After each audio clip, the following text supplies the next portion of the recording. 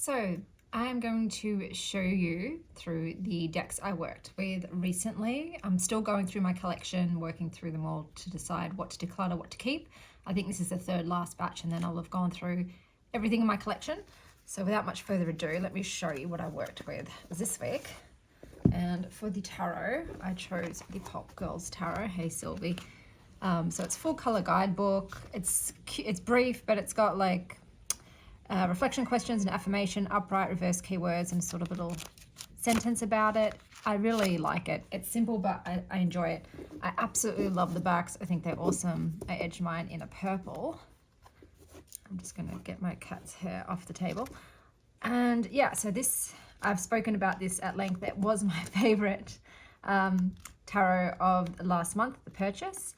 It's colorful, it's fun, it's playful, it's very feminine representing, and I just love the vibe, the theme, the grooviness. I love the fishnets. I love the butterfly wings. It reads really well for me. I always enjoy working with it, so it's been a delight to use this week. Next up, we have the oracles. So I chose 4 oracles this week, so I'm really trying to just get through my collection. And this is Oracle of the Essences.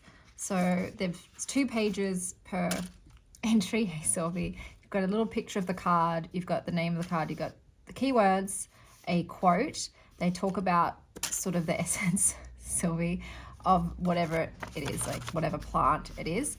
And then they talk about the personalities of the plant, both the shadow and the light aspects. They also talk about the history of the plant, a divinatory meaning, and an affirmation. So the guidebook's really good. I do like it. The backs, I adore. I love that aesthetic. I think that's super sweet. These came edged in a matte gold, which is fantastic. And they're like a smooth satin cardstock. Mine have bow though, so I'll show you. So mine did bow. I don't really care that much about the bowing, so I'm happy, I'm fine with that. Now the artwork, this is a multi-artist deck. So some artwork I like, some I don't mind, some I hate. But I enjoy the theme and the messages of the deck enough to compensate for the absolute vast differences in the artwork. So yeah, I do enjoy this deck. I like reading with it. I love tapping into the plant energy, and the guidebook is fun. It's fun to read because there's so many different components to it. I love it when there's like a bit of this and a bit of that and that. It adds variance and interest, but this has been fun and I'm definitely going to keep this deck. Like I said, it's not my aesthetic, but I love the way it's written up. So that was Oracle of the Essences. Okay, so next up we have, I know I get a lot of comments about my bags. I might do a little video on how I sort of go about them. Not so much a full tutorial on how to make them, but just to show you the gist.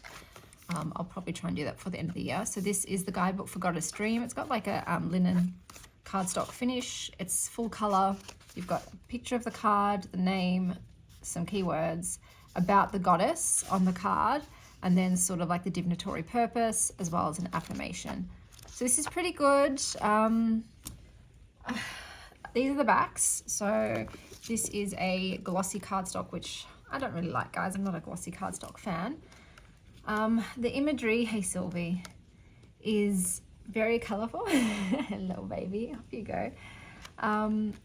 It's quite similar. It features the goddess heavily who's in it, and you've got the name of the card, sort of the keyword, and then a little sentence below it to describe it. I'm going to say that I don't really love this deck. So the artwork's okay, and the guidebook's okay, and the meanings are okay, but I have another goddess deck that I like far more, and I feel for me personally right now, I don't need multiple goddess decks because I don't really sort of work with goddesses a lot at all. So one is enough. And if I'm going to keep one, I'm keeping the other one. I think it's the Sacred Mothers and Goddesses. That's what it's called. So I am deciding to regift this because, yeah, it's okay. I don't love it. So it must live me. Okay, so next up, Sylvie, come on, man. We have, oh my God, I never remember what this is bloody called. This is by Sharon McLeod. I think it's called Messages from the Fairies. I'll put the title up above. I can never remember the name of this one. So this deck, I edged it in red, 2-batch Ozo red polka dots. So you've got the artwork on one side, and then you've got the write-up on the other. So I have the name of the card and a bit about it and a little affirmation at the end. So this is delightful. It's so itty-bitty. It is glossy cardstock, but I don't mind with this one. I like the artwork, so I'm a fan of the artwork. I like the messages. I love that it's just so compact and I can take it anywhere. It's just really fun, and it has like a childhood vibe to it to me. I was obsessed with fairies when I was a child. I had an imaginary fairy friend. That was what my friend was. It was a fairy. And this is just full of childhood innocence and magic and wonder. And I absolutely love this deck, and I'm definitely 100% keeping it. Oh, look at that little catchy. So cute. Okay, and the last oracle deck I worked with this week is the Nature's Whispers guidebook. So this is the guidebook. It's very brief. You've got a picture of the card in black and white, the name of the card, and then the divinatory meaning. So it is quite scant. These are the backs, which are pretty. I edged mine in dark blue. The artwork on this is intricate and super duper colorful, and a little sort of like very whimsical, very magical. Each card is its own like little world. I do absolutely adore it, and I like looking at it and seeing what sort of detail comes to the forefront each time I use it, because sometimes you'll notice one thing one time and then something else the next. It's got a very gentle nature-based energy. So even though it's quite magical and fairy tale-esque, I feel like it's more earthy and nature-based for me anyway, energy-wise. But I do love it, and even though, look, the guidebook could be better. That is probably the downside of this. I wish there was a bit more to the guidebook than there is. But that being said, I'm still going to keep it because it's unlike anything else in my collection, and I just really love the artwork, and I haven't made my way through it yet. I've used this only very briefly since I've had it, so this one definitely needs more play, but for now it is staying. So these are the decks together. Do they go? Not this one. I think the other 4 sort of meld together in their colorfulness. This little dude down here is just so vibrant, it does not really go. But I've decided to use this Sagittarius season spread since we're in Sagittarius season. So the first one, I said, what adventures are calling? And I got Leprechaun Luck. So I'll just read that while I go through. The leprechaun showers you with luck. He gives you a pair of ethereal shoes to walk a new path or helps steady the one you're on. He warns you of get-rich-quick schemes and reminds you that slow and steady wins the race. A pot of gold waits for you at the end of the rainbow. My path is laced with gold. So that's what I got for this one. I might just change it so the boobies aren't out. Okay, the next one is what is changing, and for me that was this card down here. So what is changing, and it's you have courage to follow your own path. Elan of the Ways is here to guide you on your path. She's the goddess of the trackways, hollowways and paths that have been trodden since the dawn of time. These are the ways that link place to place, heart to heart and memory to memory. Elan appears fleetingly antlered and free to remind you that this is not the destination that is important. If you are not skipping and dancing along your path, perhaps you've taken the wrong one. She may invite you to venture down a tree-lined track that isn't on the map. Perhaps this is the way to transformation and enchantment. Will you take this path? The choice is yours. Whichever way you choose, Elan will be there with you, rustling in the leaves, leaping with the deer and shining in the stars. If you get lost, she will wait for you and light your way. When you find yourself stumbling through the undergrowth, she will guide you back to the trail. If you are weary, she will tell you to rest. Nourish your mind, as there is no need to hurry. Elan is the way, and she has no clock. Take time to reflect that your journey began long ago, maybe longer than you can possibly remember. Perhaps you've been walking with Elan forever. It is possible that you have forgotten you're an expert on your journey, with tools and skills that you have forgotten you possess. Take time to contemplate what this might mean. Perhaps you might step forward with more confidence, with a spring in your step and eyes wide open at the wonder of the way. Affirmation. I walk my path with my heart wide open to see all of the unseen wonders along the way.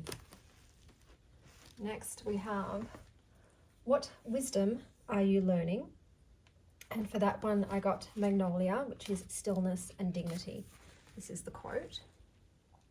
People say nothing is impossible, but I do nothing every day. Winnie the Pooh. Oops, you've got to go. Magnolia often symbolizes the yin energy or the feminine side of life.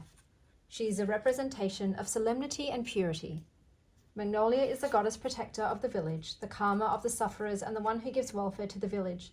It is not coincidence that the essence of Magnolia supports the hormonal system and the immune system. With a high content of linalool found in the Magnolia essence, it is believed it can help with anxious feelings. With gentleness, it uplifts the spirit and infuses a sense of wonder in the world around us. When Magnolia is on the positive side, she is sweet and very helpful. She is a reliable friend who gives with love and compassion without expecting anything back. Her soothing energy can put you to sleep. Magnolia has the words to open hearts, loosen trapped powers, and she shows you the paths into the fertile depths of creative stillness. On the negative side, Magnolia can be boring and stuck in a routine, going around in circles and taking no steps towards goals or dreams. The Magnolia personality can be busy in the mind and hold feelings of underachievement in the heart. Negative traits of female Magnolias might involve situations in which they have lost trust in love and faith in relationships. An interesting fact is that the Magnolia flowers grow on trees, and the trees can live for a full century. They cannot pollinate without the help of beetles, making the Magnolia a strong, resilient flower. Consequently, her essence can assist us in the same way. Magnolia blends well with lavender, ylang-ylang, geranium, and lime. Divinatory meaning. You have been a great support for everyone around you, but your gentleness must not be confused with weakness. Magnolia reminds you that you've been putting off your own needs, and it is time to reassess your priorities. Make time for self-care, pampering your soul, and taking time to be still is not optional, but necessary. Affirmation. I have enough, I do enough, I am enough. I'll just turn that the other way around so it's not upside down. There we go. And then for the next one, how can you align your energy to get what you really want? And I got hope and happiness, which is this one here. Hope and happiness. You have reached a time filled with healing energy, new progress and satisfaction. You're at a point for festivity. The energy in this phase is supportive and promotes a feel of winning. Let worries or challenges from the past fade away as you focus on the joy that is surrounding you. Feel encouraged and excited about the potential of all the wonderful promises that are being kept.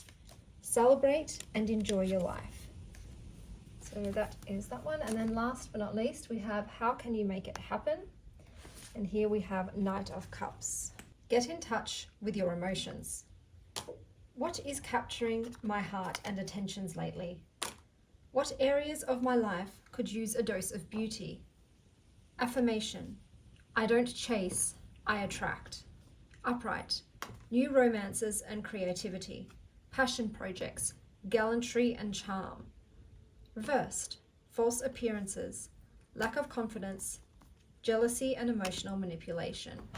So those are the cards I have used this week. They were fun. They were very gentle and bright, optimistic, positive, and I did enjoy working with them. But yes, like I said, I will be keeping all of these and I will be regifting that one. I hope that you're having an extraordinary morning, afternoon or evening, wherever you are. And as always, stay wild, Star Child.